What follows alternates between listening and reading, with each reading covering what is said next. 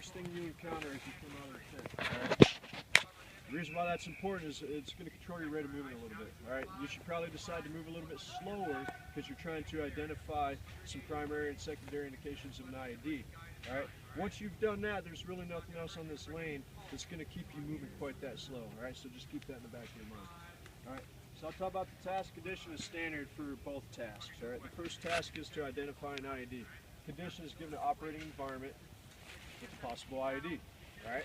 The standard is that you have identified a primary and or secondary indication of IED. All right, so let's talk about those indications. Bring me that mortar round, right behind you. All right, so the primary indications of an IED, all right, is you've got the actual munition, all right, or any one of the components of the actual IED. So you have a munition, wires, all right, a power source. Like a battery pack like this, you just got a bunch of D-cell batteries wired together, all right? So it provides a power source for the initiating, which would be some of the nature like this, a blasting cap, all right, with a trigger. All right, in this case, it's just a clothespin. It's got metal contacts, so as something that you trip across or pull, it'll pull out and it'll close the contacts, completing the circuit and blowing the munition. All right, so these are all primary indicators of an IED. All right, any questions about what the primary indicators are? All right, so moving on to the secondary indicators. All right, now we're talking about piles of rocks, disturbed earth. All right, it's called transference or transference when you pull, for example, clay from a layer down below the surface, and then it ends up on the surface just like this. All right, a stick leaning up against a tree. All right, something that's going to key off the locals that there might be something dangerous here in this area. All right, so as a young boy is walking his little herd of goats through, he sees a pile of rocks or a stick up against a tree, maybe he's going to move around the area. All right, whereas the intended force, us, may not recognize that and just walk through and end up stepping on a victim-initiated IED, so pressure plate. All right, so everyone clear on what the primary and secondary indicators of the IED are? Any questions about that? All right. The second task on this lane is to react to an IED. All right. The conditions are, once again, giving an operating environment with a possible IED. All right. Binoculars, a dagger that's already in place on continuous mode. All right. And an FM radio. All right. Just a caveat off of those three items, you're going to be in the tent on the table. So as your grader brings you in and introduces himself, gives you the op order, all right, and gives you a period of time to conduct your PCC's PCIs, make sure you grab that damn dagger and the FM radio and a set of binos. You're going to need them on this lane, all right? You're not going to be able to get a go without having that equipment. All right, moving on from that. The standard, all right, and they must be performed in this step, so I would advise you to take some notes, all right? The standard is on your dismount patrol, all right, you are the point man, all right, and you're going to identify some kind of an indicator of an IED, all right? It could be a primary or secondary or a combination of each, all right? So I'm patrolling, I see the pile of rocks, I start looking around, I see disturbed earth. So there's 1 + 1 secondary indicator, all right? That's going to cause a chain reaction of events. I'm going to halt my patrol, non-fire in hand. I'm going to call out 3D so everybody understands what the hell is going on here, right? So possible IED, 12 o'clock, 3 meters, all right? So the rest of my soldiers can kind of start doing what I'm doing, all right? We halted, I'm not going to really move my feet around, and I'm going to conduct 5s and 25s, all right? While I'm doing these 5s and 25s, I'm going to say to my grader, all right, right now I'm scanning 5, all right, and I'm looking out 25 meters, all right? So there's no question to that grader exactly what you're doing. There will be no argument there, all right? You're not only doing the action, but you're telling your grader you're doing it, all right? Once I'm done with my 5s and 25s, all right, and I've made sure that I'm not going to step on anything that's going to trigger another IED, all right, I'm going to move 300 meters back to a safe area, all right? So minimum safe distance, 300 meters. Now we don't have 300 meters, and you really don't have the time on a 20-minute lane to move 300 meters. So what you're going to do is you're just going to move back, and you're going to tell your grader, all right, I'm moving myself in my element 300 meters to a minimum safe distance, and you're going to find a piece of cover, a tree, take a knee, get in the prone, it doesn't matter. Whatever you feel fucking comfortable with as far as protecting yourself, all right? At that point, you're going to go into what's called your 5 C's. Anyone familiar with the 5 C's upon detection of an ID? All right? All right, so your first step, all right, you're going to clear, all right? By virtue of the fact that I moved my friendly element 300 meters, all right, that has started the clearing process, all right? Now, if we had civilians, if we were in an urban environment, had a bunch of civilians in Market Street or whatever, it'd be our responsibility to clear them out, all right? That's not the case on this lane, all right? But just as a side note, so you're getting some training out of this, make sure that you understand that's part of your responsibility. So clear, all right? Confirm. We've kind of already confirmed during our 5s and 25s, but once we get back that 300 meters, we're going to pull out the binoculars, or if you have an ACOG on your rifle, all right, you can use that, the magnification on that, all right, to go ahead and reconfirm, all right? Then you're going to establish a cordon, all right? In this case, on this lane, understanding that you're one soldier and you have a notional element, all right, you're just going to tell your grader, okay, I've established a cordon, all right, then we go into control, which is the 4th of the 5 C's, all right, and that ties right in with the cordon, all right? So what I'm going to tell my grader is that I've established a cordon, and I'm going to control that cordon by means of an ECP at my location, all right? Everyone understand what an ECP is? Entry control point.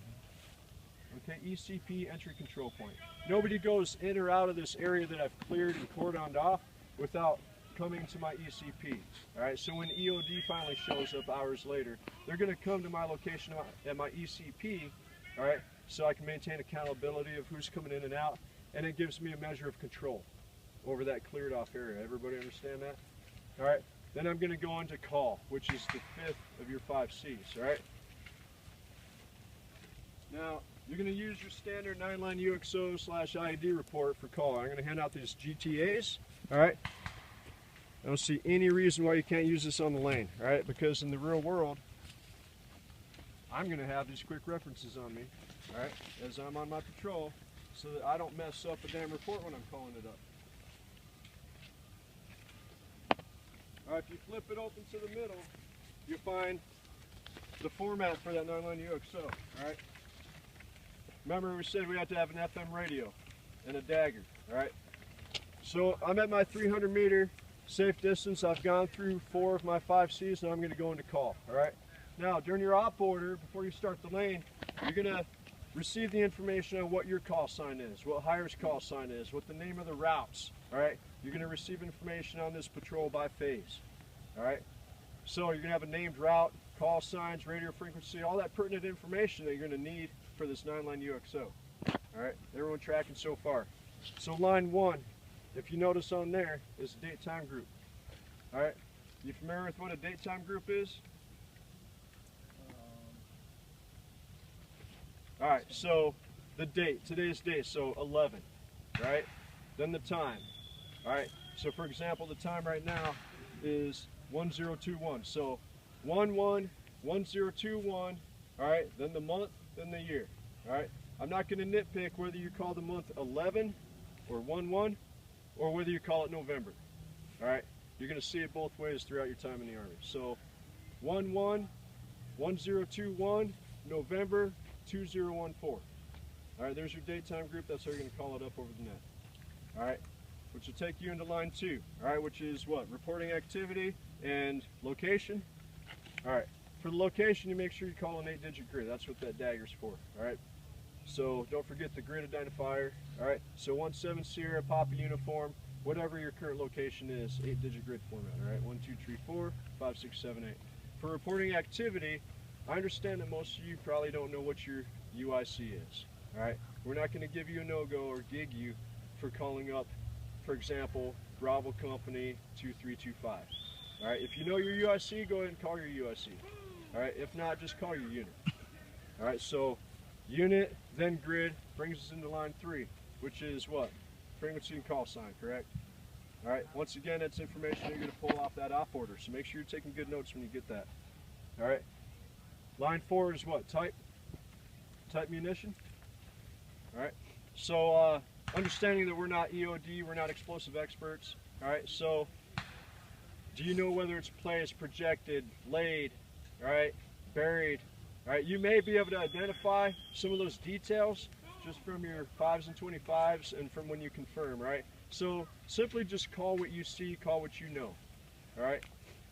So for example, if I see a mortar round laid on the surface, all right, I'm not going to try to be all high speed and say that's a 120 millimeter mortar round surface laid, all right? It's actually only a 60 millimeter, all right? So I'm going to say mortar round surface laid or mortar round placed, all right? Or mortar round projected laid on the ground, all right? Just give, to the best of your knowledge, all right, something that the receiver can understand so that they know what they're going to become, what they're sending EOD to, all right? So that brings us to line 5, all right? Line 5 is CBRN, okay? So in the op order on the urban lane, you're going to find out that there is a portion of this lane where there may be or may not be CBRN contamination, right? Donning your mask in 9 seconds is on this urban lane, correct? All right, so this is a possible CBRN-E environment. All right, so for line 5, when asked about CBRN, all right, are we trained to be able to tell to the point where we can say none? Not really. All right, so you're going to put unknown or possible because that's the information that you have based on your op order. All right, this ID may be rigged to some kind of a chemical, all right, explosive, all right, or an explosive that's got chemicals sitting next to it that's going to contaminate the area. We don't know that, all right? That's for EOD or maybe the NBC Recce guys to come figure that out. All right, so for line 5, which is CBRN, all right, you're going to say possible or unknown, all right? Line 6, all right, resources threatened. All right, so obviously your friendly element, okay?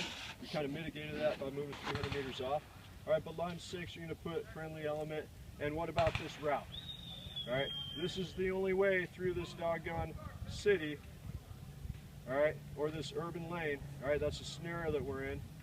All right, so this lane becomes kind of key terrain, correct? So it's kind of a resource. Our ability to move along this route is threatened. All right, so friendly elements, right, and possibly route whatever the op order names it. So route blue, okay, route white falcon or whatever they call this thing.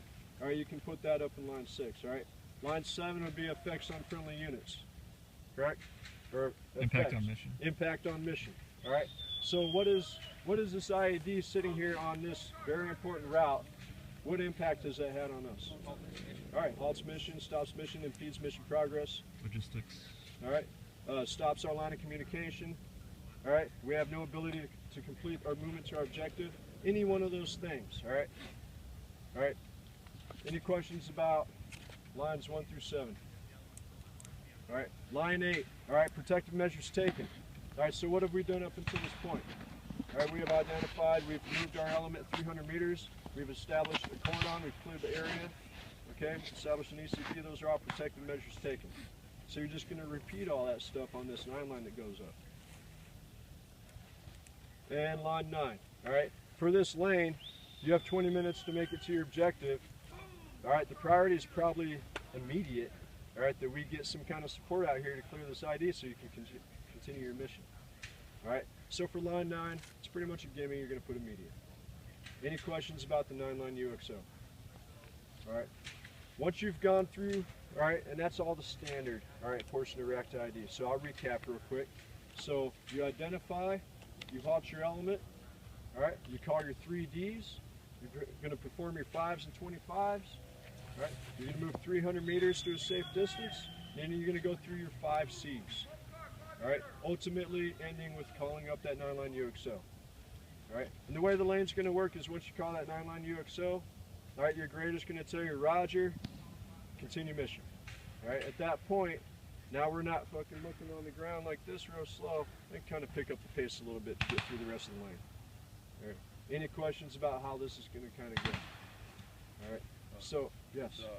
3Ds before 525.